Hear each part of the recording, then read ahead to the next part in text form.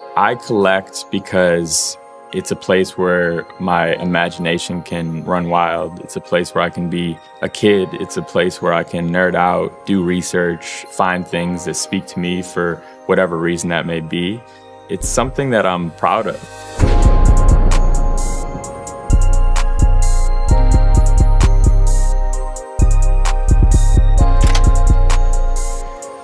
What's up, Complex? Welcome to my collection.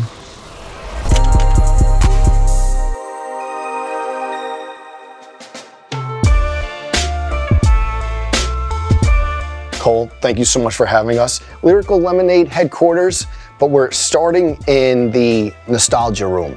And I feel like this is a trip down memory lane. Obviously, you're way younger than me, but I still see things even from like my childhood.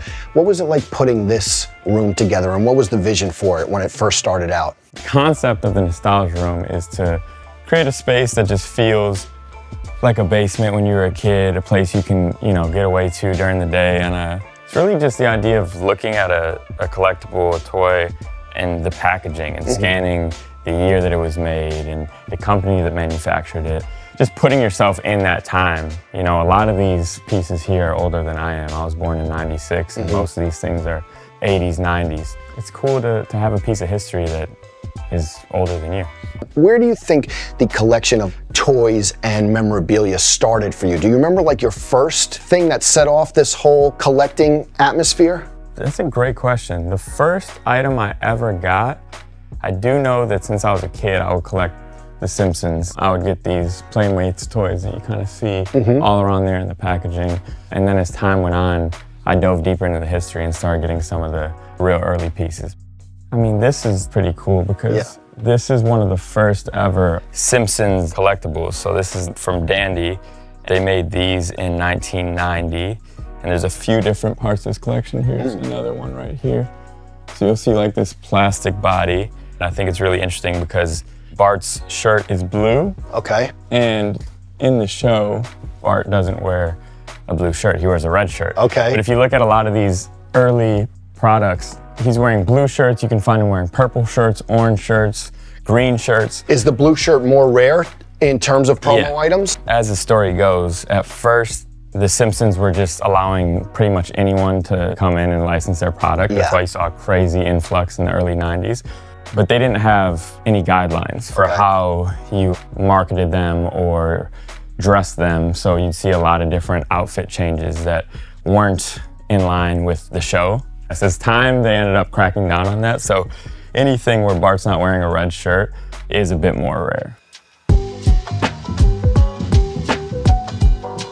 I've been collecting things since I was a young kid. I loved action figures. I loved the idea of being able to collect until I felt my collection was complete. And a lot of that would be toys that came in Happy Meals. I'd always try to collect the entire set.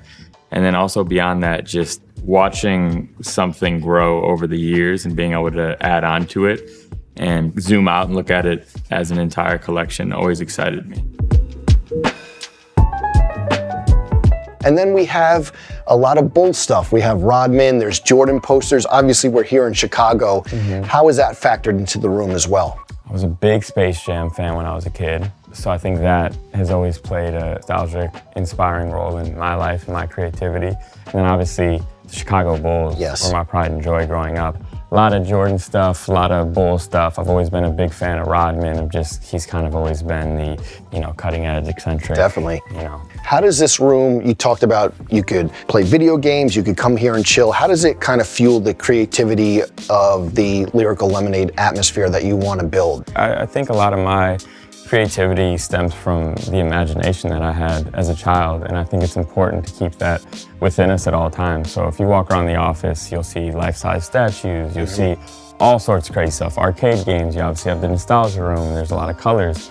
It just keeps your mind in an imaginative place. So if you could just open a door and walk into a different chapter of your life, and that's what this room is intended to be, from the powder blue sky, cloudy walls, to the green carpet, to the old rug we have in here. And it's just a collection of junk, pretty much, if you want to look at it that way, but it's special to me. And then I'm looking Austin and The Rock, kind of the Attitude Era of WWE. Yeah. Were you a wrestling fan growing up? When I was a kid, I loved action figures. Okay. I would have, you know, like a Thomas Jones football action figure with a Stone Cold Steve Austin wrestling action figure, and I'd create some sort of world where they could both exist.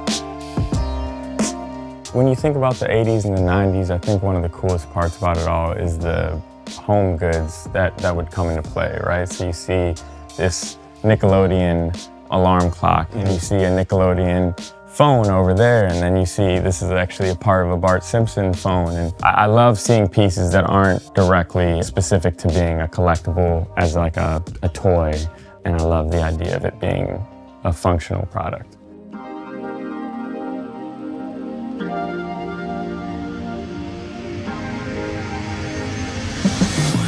I would define nostalgia as a drug, as an escape, as a time capsule, and a place that allows you to just be somewhere else. The idea of one of your senses, the feel of something, the look of something, being able to take you to a different time is a really special feeling. All it takes is one thing to trigger it, and then you've entered the memory and you can kind of look around. So I see it as time travel. Right outside the store, there's a hallway with like framed products. There's the Mixed Personalities Kanye jacket, the Ye jacket, Jack Harlow, What's Poppin', Godzilla, Juice WRLD, and Eminem. What are some of the stories behind like those items? Yeah, the Kanye jacket is actually quite funny. He looked at it, he held it, and he said, "I'm not wearing this." And so if you actually look at the framed jacket, it says unworn Kanye jacket. Okay. Because Melly has the same jacket. The whole video. The entire video in the opposite colorway. And the idea was that they're both gonna be in these Letterman jackets, but Kanye last minute wasn't into the idea, so I got to keep the jacket, obviously, and I was like, I'm gonna frame this. Yeah, I'll take that. Yeah. And then you have like the grass. Didn't that video come about like super spur of the moment? Like, I'm in town, we need to shoot this video? Yeah, Kanye was on a trip and last minute couldn't make it to the original shoot with Melly. Melly had to go turn himself in for a prior charge to what he's locked up for now. Kanye, we shot his moments 3 days later in a different warehouse, but we had to transport the 8,000 square feet of turf to his Calabasas warehouse and redress it and reset it. And he was on set for maybe 45 minutes, and then that was that. That's the fun thing about music videos and working with different artists. Sometimes you'll get 12, 14 hours, 2-day shoots and people that are, you know, ready for every shot. And then sometimes you'll get like 30 minutes. So you never really know, so it keeps you on your toes. Someone we got to talk about, Juice WRLD. I see so many plaques, but I also see there was like a jumpsuit, a camo jumpsuit, and talk about that specific item and what you took from the videos working with him, such a talented artist gone too soon. Yeah, well, you know, the rise of Juice from, you know, him first beginning to put out music and pop off to him reaching the peak of his stardom all happened in an 18-month period before he passed away. Seeing all the plaques and the memorabilia and revisiting those memories, it's all kind of a blur. I kind of blend them all into one because it all happened so fast. And you know, the Bandit video and the Bad Boy video are shot within 3 weeks of each other. And those are the last 2 videos we ever did. But yeah, I kind of think of those as one video in a way, because I remember the first time sitting down and listening to that batch of songs and picking like, okay, we're gonna do this song and that song. And you kind of, in a weird way, bunch them together. And I think of the whole Juice chapter of my life as like one, you know, one big blob of memories. Absolutely. I kind of have this thing where like I locate the sneakers wherever I'm at, you know? What is in these boxes over here on the staircase? So we got our Lyrical Lemonade Air Forces that we put out in 2022. I remember when these came out, I was trying to get you for sneaker shopping and they were like, listen, he did an Air Force One, but he only wears Birkenstocks. Yeah, exactly. I'm not a big sneaker guy. I hardly ever wear them. I do like collecting them though. And obviously an Air Force One is a very high honor. So to have collaborated with Nike and done this in such a limited run of them makes it even more special. We only made about 100 pairs of these, so I don't think I've ever even disclosed them. And then I'd say out of my shoe collection, which, believe it or not, is quite extensive. You'd be surprised. Okay. I'll have to show some clips at my house. But Okay. Eminem gifted me these a couple years back. Wow. Cole, thanks for everything, and then signed Shady there. He gifted me a pair of the Carhartt 4s, I believe these are. Great pair. Great pair. They got the Eminem E on the back. But yeah, that was a really cool moment, because I think there's only like, you'd know better than I would, like 100 pairs. Yeah, friends and family, they're one of the, you go into these stores, they're always behind the glass. I love that he signed them also. Did he say anything when he gave them to you? Like, what was he saying? Like, he just said, actually, because when he was signing the box, I was like, actually, you should just sign the shoe. And he was like, no. He's like, one day you might want to sell these, and if I sign them, they're gonna be ruined. And I was like, I don't really think that's the case. Right, debatable. I'll take your word on it. I'll never sell these. These mean a lot to me, and it was a super high honor to be gifted these, because like I said, these never came out as a public release. There's only so many. And I love that it kind of fits the aesthetic, the Carhartt. Yeah, you know I'm a big Carhartt guy, so it works out well. And then, I got another. Look, a little Easter egg that just popped out. Yeah, look at that. I forgot that this was in here too. This is the concrete chain that Yachty gifted me. On the back, it says Concrete Cole. Icebox, yeah, one of Yachty's favorite destinations to visit. Yachty's actually, obviously, he's one of my close friends, but he's a big inspiration in that regard, and we kind of have a little bit of a fun back and forth about our collectibles and just, how we set up our places of living and in our workspaces. So you got to do one of these at I need that. house. We've been to his sneaker closet, but I feel like he has a bunch of ill stuff that I haven't seen. When you walk into his house, I mean, it's just, it's everywhere, and it's honestly always changing. He's getting new stuff, he's replacing it, he's moving stuff, and it's crazy.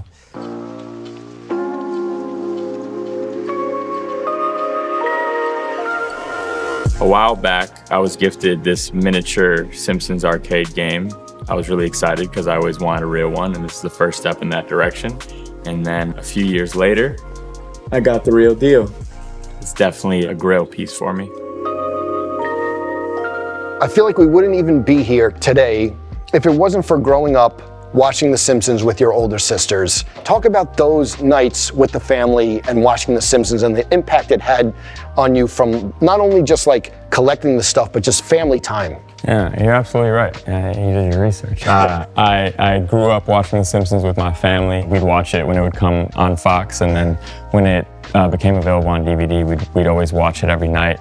It was just a time where we came together and we laughed, and like, I don't know, it was very therapeutic in a way for us to just all be together, because we never did like family dinners and stuff like that. So The Simpsons was kind of, in a way, something that brought us all together. And now we're on the mixed personality turf, surrounded by, I would call it like the hero collectibles of this collection. What's the story behind these and you acquiring them? This set right here was a promotional item that was sent out to major market movie theaters. There's only 300 of them that were made in 2007.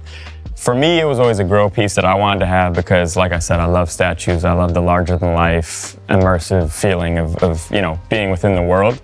But to find the entire family is difficult in itself. And then to find the backdrop with it in good condition is really, really hard to find. So I'm proud of this piece. What was the hunt like for this? The hunt for this, I was searching for a few years, and I have a few collectors that I reach out to and buy from, depending on what I'm looking for. And I had a guy that was on the hunt for me. He had all the family, but didn't have the backdrop. And then when he got the backdrop, I shot through and made the purchase. So here we are. And then we're surrounded by, I feel like, multiple iterations or multiple like copies of the same thing. So are you going to try to collect another full set, or what's the deal? Homer's arm is detached and there's a Marge here, but what's the story behind what we're surrounded by? So this is kind of the graveyard. These will all be refurbished, and it's really cool to kind of see them as their own individual pieces as well.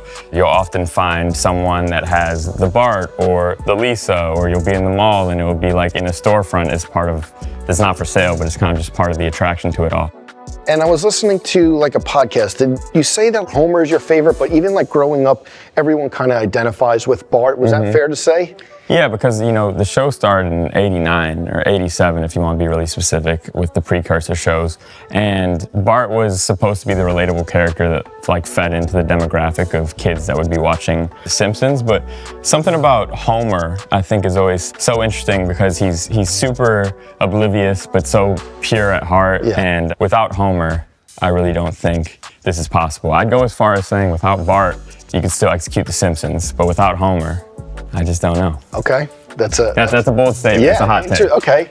And that was really just me trying to give my flowers to Homer. Okay. What do you think if you had to get into other collecting? Is there anything that is next on the radar, or you're always kind of eyes and ears are open for what you may be into next? So my next layer of things, I'm getting really big into animatronics right now. Okay. I'm working on acquiring a full Rock-afire explosion. Wow. Which is from Showbiz Pizza back in the early 80s to mid 90s.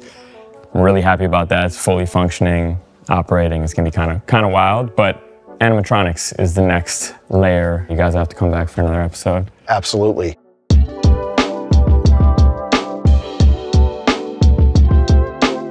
Research and development when it comes to collecting and diving into the rabbit holes of the internet and finding yourself watching 2-hour YouTube documentaries about animatronics or whatever it may be is probably my favorite part of the sport, because as you learn about it, the excitement to go out and collect it and to even see it in person just becomes this out-of-body feeling. It's kind of where the urge to collect is born, and then finding out my own story, my own connection to whatever that piece is.